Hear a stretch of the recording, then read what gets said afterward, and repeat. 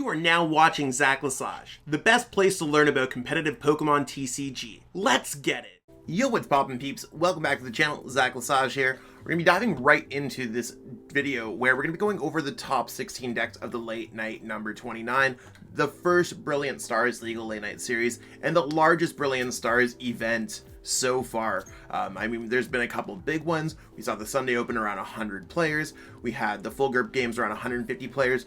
This is the first 300 plus player event, and I'm absolutely stoked to see exactly what the metagame is going to look like.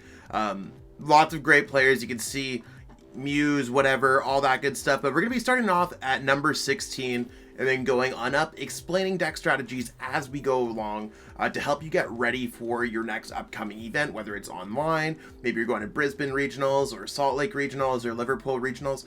However it works out for peeps, I just want to totally help you grow as a player and really just share exactly my knowledge of the game. We will be going over and analyzing the deck list, letting you know things that I like, dislike, all that good stuff. It's all in good fun though, so if you are a player who did make top 16, let me know in the comments how you feel about your list. I know that I've played in tournaments where I'm like, you wanna know what, I did not like this card in my deck, this card sucked all day long, etc, etc, etc. So without anything else, I do want to jump into number 16, Vinnie Fernandez, regularly one of the best players online, playing some kind of Arceus deck. And to me, this looks like it's a take on an Arceus Toolbox. I mean, Arceus Zacian is not bad because you have access turn 1 for Intrepid Sword, although I do feel like it takes away a lot from the Arceus kind of build of using Trinity Nova or using Trinity Charge to power up your Pokemon. So I kind of like other traditional Arceus builds more, and those would be like Arceus Duraludon and things like that. However, I do think that Zacian's pretty cool because it is helpful against Ice Rider. Ice Rider was 2 out of the top 10 decks. I think it was 6th and 7th, if I remember correctly, from this week's past top 10. So I think that's pretty cool overall. I like the Zapdos tech. I don't know if you need the one of Mew. I think Pumpkaboo is going to start seeing a lot of success when it comes to these decks. You want to be able to have ways to use Starbirth and just abilities in general. I don't know if I'd play Ditto if I only had Zapdos. So to me, I think there's a few deck building changes that I would personally make. Beyond that, I think the deck looks really well constructed. And I mean, maybe Intrepid Sword plus Energy Switch plus Double Turbo Energy is pretty hot. I think that could be pretty cool. I'd like to see a little bit more variety. So my thoughts on this deck are, I think Vinny probably played very well, and like they always do. And going forward, I think that maybe just like a traditional Arceus Toolbox might be a better choice as we kind of progress through the metagame. So cool list from Vinny, and I think that we're going to see a lot of Arceus decks like this make splashes here and there, especially at regionals. So we'll have to see how that ends up playing out. But right now, I think I like the Arceus Toolbox slightly better than this one. Just running through their matches, where did they struggle against? They lost against Mew a couple times. I think that's something that, again, that would be addressed with all the Dark-type Pokemon. Don't know if there's anything else that they would just beat because of it, but I don't know. We'll have to kind of go through as the metagame progresses. Shout out to Vinny for seeing success. We are going to see Mew. There's quite a few Mews here, so I'm just going to kind of roll through. We have one of my testing partners, Gabriel Smart, content creator as well. Check out their channel, Smart TCG. We have Mew Genesect. Now, playing a 4-3 line of Mew seems pretty good. I mean, the Pokemon line seems exactly what I would expect here. The whole goal of Mew is to copy attacks with Mew's first attack. So just kind of jumping in here in case anyone hasn't played Mew. Cross Fusion Strike allows you to copy one of your bench Fusion Strike Pokemon's attacks and use it as this attack. That's absolutely wild because you can copy even Energy Mix, Psychic Leap, you could use Techno Blast, Melodious Echo, I've even used Glistening Droplets. You have all these cool different attacks that you can kind of sneak in. Genesect V is kind of like proprietary draw for this deck. Elisa Sparkle is kind of like proprietary energy acceleration for this deck.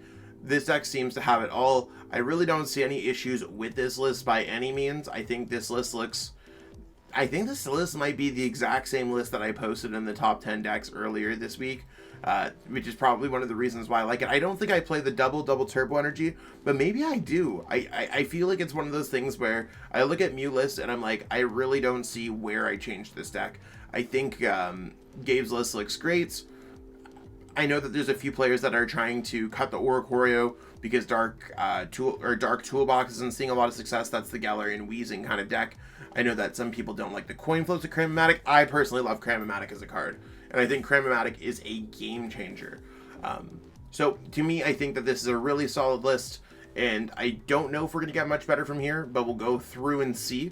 For the other Mew list, we're probably going to breeze through it and just talk about the list. So shout out to Gabe. What did they end up losing to? They had an okay start. Oh, they went 7-2. Okay. They lost to some Blaziken Zoroark deck. Mew mirrors are always tough. They ended up losing to Duraludon and Mew, and then beat another deck. So a solid run overall. I mean, I think it was the 10-4 into the 10-5. Great run overall from Gabe. You'll have to see it. Gustavo Wada, again, filled with great names. When you have Vinnie, Gabe, and Gustavo as 16, 15, 14, and I know that Alice Liverpool is also just making like a name for themselves as well. Like we can go through here. There's a lot of really powerful and strong players that are playing in the late nights. So if you are trying to grow your game, I do every single Monday night. So I'll give you the bit of the tidbit. For Season 3 right now, we're starting at 7 p.m. Eastern. For Season 4, we're starting at 6 p.m. Eastern. I know that a lot of people have been complaining that it's getting a little bit too late night. And I mean, people are also like, if you start earlier, how's it still late night? Well, it's still a late night if for somewhere in the world, right? So I just want to let people know that it's cool. Totally check it out, and it's free to enter. So Gustavo, we could see they played the Ice Cube. The Ice Cube's kind of a saucy tech. Now, I know that this is one of the new cards that came out in Brilliant Stars. You do 40 damage to one of your opponent's Pokemon for each Fusion Strike energy attached to all of your Pokemon. So you could just go 160 snipe. That's the part where I'm just like, is 160 relevant anymore? I'm a little bit worried about that. So, I think it's cool. I don't think it's bad. I think that there's just better things that I'd rather do. And maybe the 160 snipe has more. If Gustavo's out there, I'd love to hear their thoughts on it. Gustavo's one of the best players in the world, an international champion. Is there a way for me to just... Yeah, okay, yeah. I'm going to go back and double check out the list. Everything else seems very similar to what we saw with Smart's list before. Really subbing out the Oricorio for the Ice Cube. And I think it was just like one or two changes here. Yeah, really nothing else. I think minus the one energy, plus it was either a boss or another stadium. Or maybe there's another unique way to get something else.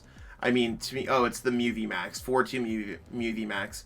I mean, I'm fine with the 2 Mew VMAX, especially when you have attackers like Meloetta and Ice Cube and you're rolling through your prize cards. I do like the 4-2 line better than I like the 3-2 line, just because Mew V is such a strong starter.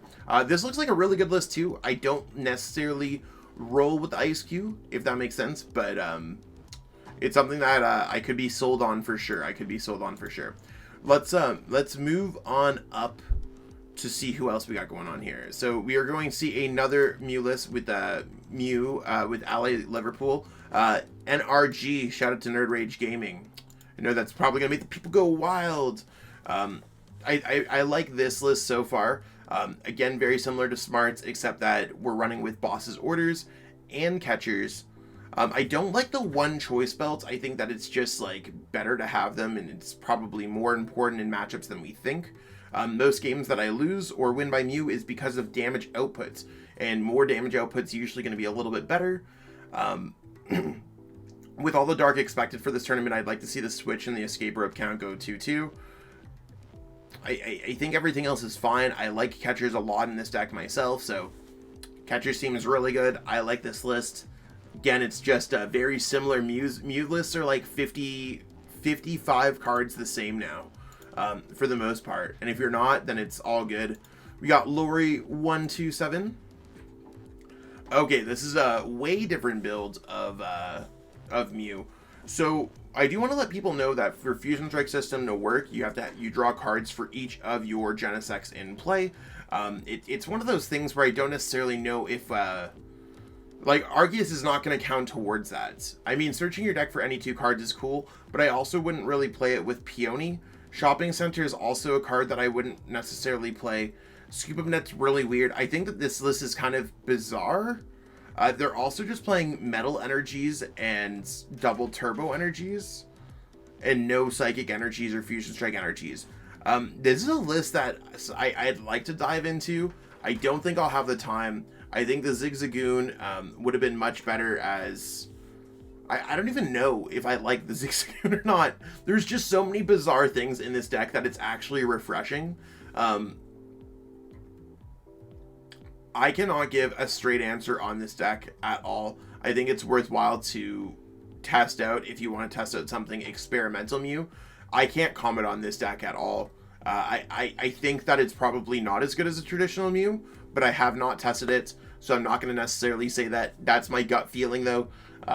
Beyond that, I could totally see this deck being really interesting to play. I know that I played a Leafeon V Star build of Mew once, and I thought that was pretty cool. I guess without Elisa, you don't, or without Fusion, you don't need Elisa. There's a lot of like more things that I look at this list that it's either smart or it's crazy, and I think the line is there. So I mean this with all the utmost compliments for what it's worth. So shout out to the really cool list that we see here. I don't know what they ended up beating. I'd like to see that. 711 in Swiss, very, very, very strong. They beat quite a few Mew Mirrors, except they lost. They had a very weak phase 2, so I think, like, the fact that they went 3-3 after round 9 of Swiss might tell me that they I also don't think that they didn't ID. They ID'd, so to me it just tells me it's got to be inexperience, or more experienced players in phase 2 got them. So that's my thought process right now. Gives me a little bit like, it's not like they had a crazy run beating a certain amount of decks. It's kind of interesting for sure. But I don't know. Test it out. This deck kind of took me off guard. Cool deck, by the way. The fact that it just shows his Mew and doesn't show Arceus there is kind of crazy to me. Inferno Hippo with the Suicune and Ludicolo. This deck's been popping up here and there. I think Suicune and Ludicolo is kind of hot nowadays because you have Choice Belt. You can kind of gauge how much HP you need to be able to knock out your opponent's Pokemon with. And I think that's kind of cool. I'd like to see Lumineon in this deck, but they played Manaphy. Considering there's like no Rapid Strike or Jolteon, I'd maybe like to see that spot change. Beyond that, I mean, I think this list looks kind of spot on for what we're looking for a Suicune Ludicolo deck. It seems really good to me, if you have to ask me. I don't know if I'd necessarily play this deck, but in terms of builds, it seems like it's decks that are previously existing that gain a few upgrades like Choice Belts, Ultra Ball, whatever, are decks that are going to see a lot of success earlier. They're a lot easier to build in pilots than to be the pioneers of these new Arceus builds. So really like and appreciate this deck for sure. So shout out to Inferno Hippo. We're going to be moving on to number 10, Smoky Slim playing Single Strike. The Single Strike deck that made it all the way through. Now, Single Strike's about using Single Strike Roar, powering up your various Single Strike attackers such as Umbreon or Urshifu. Morpeko's a strong tech against Mew. This deck really kind of crumbled off at the end of the formats. Impact Energy is not searchable by Houndoom. I'm not sure if Smoky Slim knows that, or if there's a reason why they would play it. So if they can't be poisoned, there's no real reason for poison as far as I'm concerned. I never found special conditions to be overly relevant in our metagame. So Impact Energy sits out to me like a sore thumb. I don't really know what else to say about this list. I think it looks fine. I don't really see any issues. I'm not a huge fan of Battle VIP Pass. I'm not a huge fan of the Impact Energy. I think a traditional Single Strike is solid. But I do not think that it's like a great deck overall. I think there's better decks overall. So it's a good deck. It just everyone can have their chance to shine. I think Smoky Slim probably played really well. I'd love to hear more about the Impact Energy. I'd love to hear more about all that kind of good stuff. Because traditionally this deck just plays 4 Single Strike, 4 Capture Energy. So definitely a unique list. I think if anyone's playing a deck like this, I would recommend playing Gengar, which is more successful in this current format. Moving on to number 9, Duraludon Arceus. So I think we saw a lot of players copy the list or play very similar lists to the one that Riley Holbert played at the Full Grip Games. They won with, I think, this exact list. And the whole idea is to start with Arceus V, attach an energy to it, whether it's a double turbo and you're able to go Trinity Charge, or just a basic energy next turn, you could go ahead and Starbirth, and then get out the Single Strike or Mustard, and then summon a Duraludon VMAX, rip those energies with Trinity Nova, and then you're good to go. It does take away a lot of the healing aspects of this deck, and I do think that there's a lot of things that I'd like to tinker around with this deck had I had more time. But after playing this list, it seems incredibly strong, and I really, really, really like this deck overall. So by all means, check out the Arceus deck. I think that it's doing really well. We got Fabio Battistella. Again, sorry if I mispronounce anyone's name. Before we jump into this one, I'm going to pause and have some water in my Pokemon cup.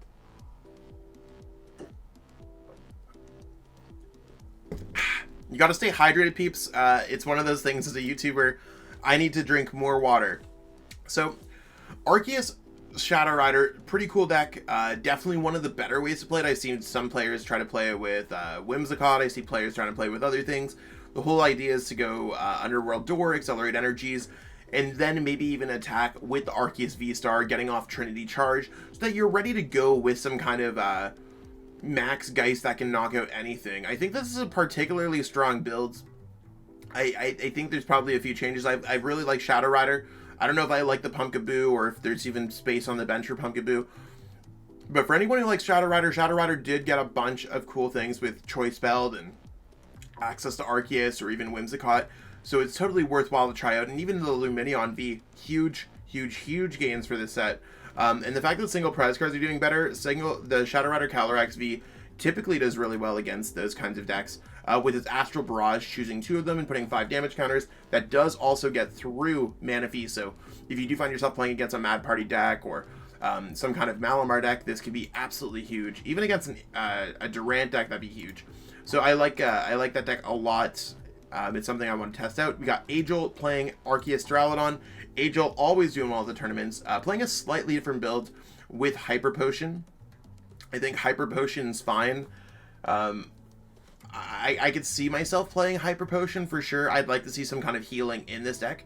Don't know if it's Hyper Potion, don't know if it's Team Yell Towel, don't know exactly. But I do think it's a pretty solid inclusion in the deck as well. Agel's always seeing success. It's very much the exact same list that we saw before, except it plays Hyper Potion. So shout out to Agelt. We're going to be moving on to Ring Toss. I also love to give the shoutouts to the Canadian players. I know I'm from Canada, that's all it is. It's one of those things. It's nice to see the little Canadian flag there. I would love to see my name up there. I can't play in the late night series. Even if I'd make it up there, I'm not sure. But I wish I could play in more tournaments. But it's nice to see some other Canadians trying to put the country on the map. I appreciate it. So Ring Toss playing Mew. We see the 4-2 line. I think that's acceptable. Like we said with Gustavo, I don't mind the one of Marnie. I'd like to see more things like Ultra Ball. I don't see where Great Ball is ever better than Ultra Ball for what it's worth. I don't like the one Choice Belt. I think double Choice Belt seems much better. Beyond that, I think the list is very similar to what we saw. I'm sure that they probably have some kind of reason to play Great Ball over Ultra Ball that I'm sure we'll hear about in the comments. I'd love to hear about it. Like I said, if anyone has any kind of expertise on these decks, feel free to chime in. I love to hear exactly what's going on. Also, commenting boosts the YouTube algorithm, so if y'all want to help me out, we just got past 10k subs. It'd be crazy if we could get to another 10k sooner than later, right? Trying to make it as one of the greats. Solid list overall, so I'm loving it. I think it's a very good Mew list. Don't really think I'd change too much. Again, just those few things, but again, these are personal preference. I do want to always point that out there, that I am set in my ways in a lot of ways as a deck builder. So there's things that I just like counts of, and I mean, I don't really see anything wrong with a Great Ball for what it's worth. So moving on past Ring Toss, we got Averin, Villarreal. So playing kind of a turbo Victini with Magma Basin. I think that this is a very solid take on the deck, and it's very aggressive. You can go Magma Basin, attach an energy, then rip up your opponent with something with a Victini V or Moltres and have a chance against a single prize card deck, or go Entei turn 1. In terms of just like quality of build, I really like how this one looks on paper, and it's one of those things that I do want to try to cover on the channel whenever possible. So Averin always seeing success. This deck's all about being aggressive and attacking with your fire type attackers. Magma Basin, Max Victory, Magma Basin, Inferno Wings, Magma Basin, Burning Rondo. Pretty basic there, and the Leon allows you to hit for 280 damage against Arceus. I don't really know what else you could ask for. Just a very vicious and aggressive deck. Don't know if it's better than Mew. Certainly can beat Mew, especially since Genesect is weak to fire. This is one that you might want to check into, and I think fire builds like this are going to be seeing a lot more success now that we have Magma Basin. Let's move on to Anti. Again, another one of my Canadian homies. This one's actually one of my Shuffle Squad teammates. So if you haven't checked out the Shuffle Squad, by all means, check out the Shuffle Squad on YouTube, on Twitter. I regularly create weekly content on there as well, along with other great content creators such as PJ, Watusik, and Lindsay Rosekoff. So check that out. Be absolutely amazing. Arceus Toolbox, and this deck comes down like a brick wall. It looks like a brick wall, at least. Arceus, it's very similar to the list that we saw from Vinnie, so we'll kind of break it out from there. You want to be using Trinity Nova to accelerate energies to your various attackers, Starburst whenever you want to. And I mean, Arceus is a 2-prize card Pokemon. I do want to put it that V-Stars are a 2-prize card Pokemon, so this deck typically does well against single prize card decks, because you could rotate in between Arceus. I wouldn't mind seeing one like Charon's Carrots to like rip an Arceus back to your hand in the right matchups. That'd be cool. You have a handful of dark type of attackers such as Moltres and Hoopa, and even the Moltres against decks like Mew or Shadow Rider. You have Zapdos that can be used against Gengar, Arceus, whatever else that's weak to fighting. Ditto can swap in between techs. Hoopa's good against decks that are weak to Psychic, such as either of the Urshifus. Moltres is a single prize card attacker. Yveltal could rip energies off Mew, and Zombicenta V is good against Ice Rider. You could always power up these energies, get them back with Training Quartz. To me, this seems like a very just strong build for the deck. I think there's a few changes that might want to be made, like maybe cutting the Moltres for like a Hoopa, or cutting the Clara in general, but those are also fine. I also wouldn't mind even seeing Adventure's Discovery in this deck. That might be pretty cool to search out with Luminia on turn 1. But overall, Anti has been seeing a lot of success with this deck in the past week or so. So by all means, they seem like they've really paved the way on how this one should play out. Great job to them overall. They've had a really solid run at the tournament. We'll just check out their run. They went 6-2-1, 1, 2, 3, 4, 5, 6, 6-2-1. They lost to a Gengar deck, which happens. I mean, maybe they didn't get out the Zapdos. Lost to a Mew deck. I mean, you could always lose to Mew, any kind of deck. Lost to a Mew deck again, but really had a powerful run, going 12-4-1 overall, and having the top 16 kind of played out nicely for them. I mean, Mew might be a trouble for this deck, so it's something to consider. But I think Mew causes a lot of decks trouble in general. We're going to be moving on to Caleb Rogerson. Again, another really strong player, playing a traditional build of Mew. Instead of the Cramomatics, we are seeing the Rotom Phones. I do think Rotom Phones are fine. I personally like Cramomatics. Some people like Rotom Phone. Whichever works. I do like that a lot of lists are playing 4 bosses orders. You might want to increase your counts of cards that you had before to accommodate Ultra Ball, is something I want to let everyone know. That's something where like a lot of lists are going to be playing 4 Ultra Ball, or some lists are only running like a 2-1 line of Arceus. If you play Ultra Ball, you'll sometimes be forced to discard things you don't want to discard. So I think that this is a solid list for Mew. They had a solid run as well, as far as I understand. Yeah, they ended up going 7-2, losing to E-Turn and losing to a Duraludon, that's fine. Losing to Duraludon again, that's fine. And then ultimately losing to Durant. We'll get into there in a little bit. We got Augusto. Augusto always seeing success. Again, just filled with great players. Playing, again, a traditional Mew list. 4-3, 4-2. The one Peony is fine. I'm not necessarily a huge fan of Peony in this format. I don't think Path to the Peak is as relevant as people might give it out. Beyond that, everything else looks really solid. We'll go through their entire run here. And for their run, we have an Entei deck. That's kind of cool. So they ended up losing to Grant, playing Arceus Flygon. Grant's an amazing player. That makes sense. They lost to an E-Turn player. That makes sense. They somehow beat an E-Turn player and had a very strong run overall, ultimately losing to Durant. A few decks have lost to Durant. We're going to be jumping into Andrew, who won with Durant. So for this deck, we do see Durant. A lot of people were not expecting this, myself included, to see as much success as it did. And I think that I don't want to say it was a fluke, but I don't necessarily know if Durant's going to repeat this all the time. It's one of those things where it got its surprise win, and then people understand how it works. Devour, you're pitching the top 4 of cards from your opponent's deck, as long as you have 4 Durants out, so pitching 1 per Durant in play. And of course, you're trying to draw cards with Chinchino. I actually do not like the 3-1 split. I'd like to play a 4, just like 4 of the Call for Family. I think Call for Family is huge. Snorlax is good with Gormandize. You could always use that on your first turn. I don't know if you need the Mana Thief for what it's worth right now, just because of Jolteon and Rapid Strike not seeing any kind of play in the formats. I'd like to see Cynthia's Ambition in here. I think that'd be pretty cool to maybe draw cards instead of shuffling things up, but that'd be cool because you might want to hold on to Yell Horns and stuff like that. Beyond that, the list seems really good. The only other thing that I'd change is maybe the double Turbo Energy and Twin Energy counts in case you had to draw a prize card with Energy Assist.